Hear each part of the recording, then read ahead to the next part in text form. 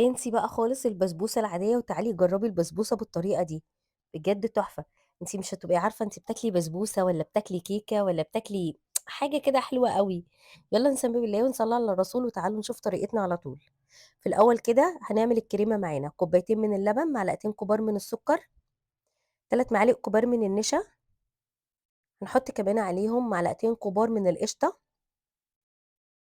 لو عندك أكتر زودي 3 حلوين قوي برضو. وقلبي كل المكونات دي على البارد وارفعيهم على النار، واول ما يتقلوا معانا كده هننزل بكيس من الفانيليا، والفانيليا هنا اختياري. اركنيه على جنب. بوله بقى فيها بيضتين، نص كوبايه من السكر، كيسين من الفانيليا، هنقلبهم بالشكل ده كده لحد ما السكر يدوب شويه.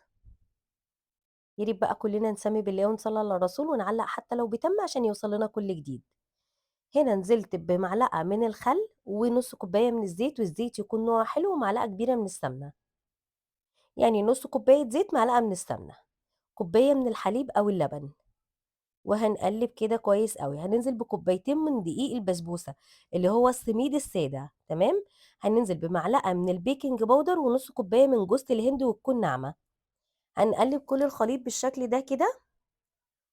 بعد كده هنجيب صينية مقاس 30 هندهنها مسحة كده من السمنة، وننزل بالخليط بالشكل ده كده. وبعد كده بقى هندب الصينية دبتين عشان تتساوى بالشكل ده كده. الفرن عندي هنا سخن على درجة حرارة 180. انا ولعته دلوقتي وخدت الكريمة حطيتها في كيس كده، وابتديت ان انا اعمل خطوط بالشكل ده كده. عايزة اقول لكم مهم ان الكيكة تكون برد الكريمة تكون باردة، لازم تبرد معاكي. بعد كده تبتدي بقى تعملي خطوط كده مربعات بقى، اعمليها شكل اللي يعجبك. وطبعا لازم قبل ما نبتدي بقى ان احنا نحط الكريمة نسخن الفرن بالشكل ده كده. الفرن على درجة حرارة 180، بتخش رف أوسط بتقعد حوالي 35 دقيقة أو حسب الفرن بتاعك.